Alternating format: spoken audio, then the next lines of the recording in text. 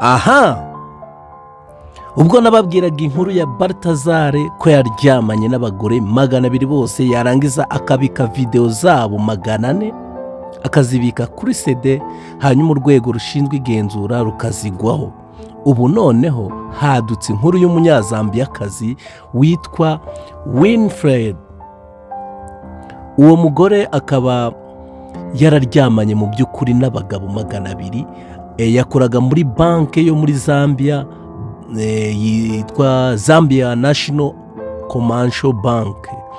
Ikaba yamwirukanye yakira urupapuro rumusezera mu kazi azira uko kuryamana n'abagabo 200 kose. Rero iyo nkuru yamenyekanye ubwo hazaga abagabo 10 batanga ikirego kuri we ko yabakaga cyangwa ko yabakaga kugira ngo abafashe, kugira mbese abahereza ubufasha bashaka, bazaga kwaka serivisi akababwira ati kugira mbafashe nuko mwemera mukandambika hanyuma twamara kubikora mukabona mukaza abafasha.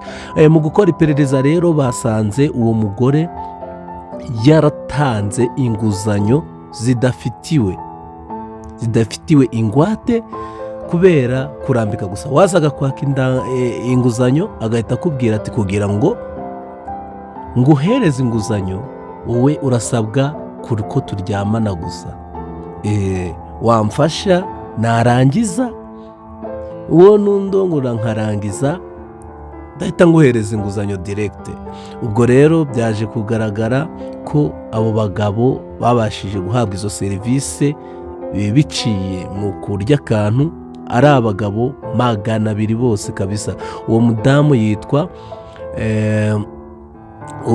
yitwa Winfield.